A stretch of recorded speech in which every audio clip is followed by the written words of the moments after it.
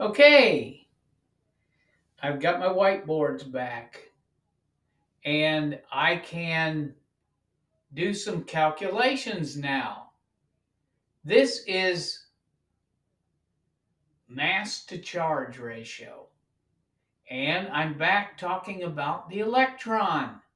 I did a lot of research on mass spectrometers and very confusing the kinds of information that I might come up with. So the good news is I found some information about a device that was used early on to measure the mass to charge ratio of not the atom, but the electron. So now we're down smaller than the atom.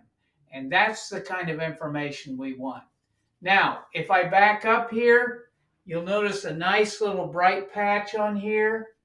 That's the window in the back of my room. But what I notice is that the lighting is a lot more uniform when I don't turn on the overhead light. So that's the new improvement in this video. Next, I'm going to show you some photographs of something called a Teltron tube, which is very similar to what J.J. Thomson used when he was looking for mass to charge ratio of an electron.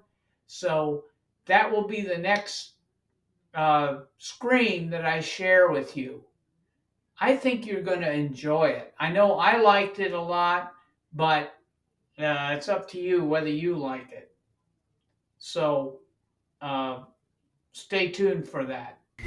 Here's the what in the heck is it called? Teltron tube. Anyway, this has some kind of magical uh, copyright on it, so I have to call it a Teltron tube. Anyway, this is very similar to what J.J. Thomson used to measure the first mass to charge ratio of the electron. And this doesn't really show you how the thing is hooked up very well. So let's go to the next slide, and that will help us determine that. Okay, on this slide, you see some coils around there. There's the Teltron tube plugged in there, and the glass envelope is out there. These coils, or Helmholtz coils, provide a uniform magnetic field. That's the key to that. This guy Helmholtz found that by using these coils, you can come up with a uniform magnetic field. This uniform magnetic field is going to move the electrons in such a way that somehow we're going to come up with a mass to charge ratio. So that's our goal in all this. Let's go to the next one. Here's a diagram of what's going on here. This little voltage here, it's got a little wiggly line. So that means it's AC current that is used as a heater. A heater is needed so that the uh, element here can produce electrons. If that produces electrons, then somehow it's going to go towards the positive plate. Now let's see what's set up here.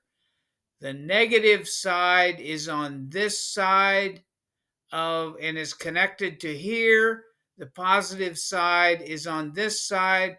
So it looks like electrons are going to boil off this heater and go around and go to the positive side. That would be the way that I would think that this would work. Let's go on to the next slide and maybe it'll make some sense. Ooh, neat. Somehow the electrons are moving in one direction and going around to the other. How is this supposed to help us with the mass to charge ratio? I'm not sure how that's going to work. I see there's a lot of metal parts inside here. I see that this, I'm going to guess this is the source and this is where it comes back down. Let's see if we have any more information. Oh, great. We've got a lot of information, but it's all in German.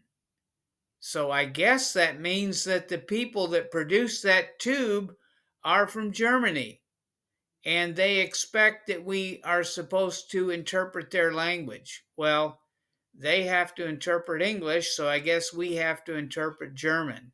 Anyway, the next step would be to come up with a slide that's written in English that describes pretty much what's going on here.